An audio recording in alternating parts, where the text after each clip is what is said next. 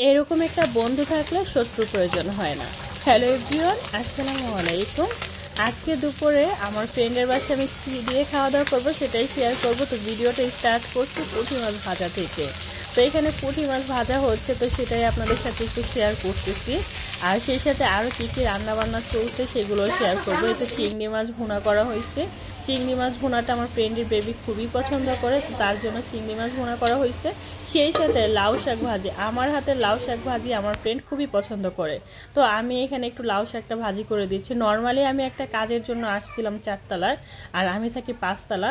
এখানে আসার পর আমার ফ্রেন্ডের কিউট একটা বেবি আছে না, ও আমাকে যেতেই দিবে না, এখানে থাকতে হবে, এখানে দুপুরে খেতে হবে। আর আমার ফ্রেন্ড তো এরকমই, মানে এরকম একটা বন্ধু থাকলে না শত্রুর প্রয়োজন হয় না। নর্মালি আমি ডায়েট করতে চাইতেছি যে খাবো না, আর আমাকে জোর করে খাওয়াবে। আসলে এরকম ফ্রেন্ড না সবার ভাগ্যে জোটে না।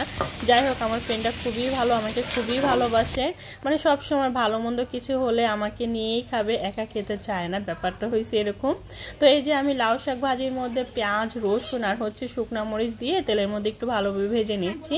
আমার হাতে লাউ শাক ভাজি নাকি তার খুবই পছন্দ, তাই আমি নিজেই ভাজিটা করতেছি।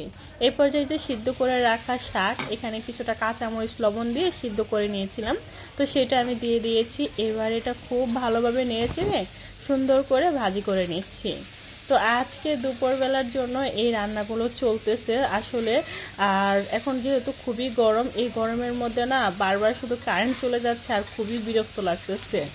যাই হোক, এখন আমরা দুইজন মিলে অনেক গল্প করতেছি। আমার ফ্রেন্ডের বেবিটা খুব বারবার শুধু বলতেছে আন্টি কি চলে গেছে না আছে। আসলে ওর যে বেবিটা, ও আমাকে খুবই ভালোবাসে, আমি মানে যখনই যাই আমাকে আর আসতে দেয় না, এরকম করে। যাই হোক, শাক ভাজি হওয়ার পর আমি 4তলা থেকে 5তলা চলে গিয়েছিলাম গোসল করার জন্য, তারপর আবার চলে আসছি। এই তো শাক ভাজি, সেই সাথে হচ্ছে চিংড়ি মাছ ভুনা, কতটা লোভনীয় লাগতেছে তাই না। আর এই হচ্ছে করলা ভাজি, আলু দিয়ে করলা ভাজি করা হয়েছিল, সেই সাথে পুঁটি মাছ ভাজা। পুঁটি মাছ ভাজাটা না অনেক মুচমুচে করে রান্না করে আমার ফ্রেন্ড, কিভাবে যেন ভাজি করে, খুবই ভালো লাগে। তো এই তো আমার ফ্রেন্ডের হাজব্যান্ডটা চলে এসেছিল, তো আমরা সবাই মিলে একসাথে দুপুরে খাওয়া দাওয়া করার জন্য বসে পড়েছি। এই তো এখন আমরা সবাই মিলে একসাথে খাওয়া দাওয়া করব। আচ্ছা, ভিডিওটা কেমন লাগছে কমেন্ট করে জানাবেন, ঠিক আছে? ভালো লাগলে লাইক কমেন্ট শেয়ার করে দিবেন, চ্যানেলটা সাবস্ক্রাইব করে রাখবেন, আর পেজে লাইক ফলো দিয়ে সবসময় সাপোর্ট করবেন। আর আপনাদেরও কি এরকম একটা ফ্রেন্ড আছে কিনা সেটাও কমেন্ট করে জানাবেন। আসলে এরকম ফ্রেন্ড থাকা সত্যিই ভাগ্যের ব্যাপার, কারণ এরকম ফ্রেন্ড কিন্তু সচরাচর সবার ভাগ্যে জুটে না।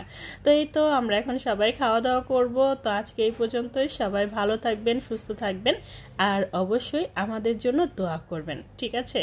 আল্লাহ হাফেজ।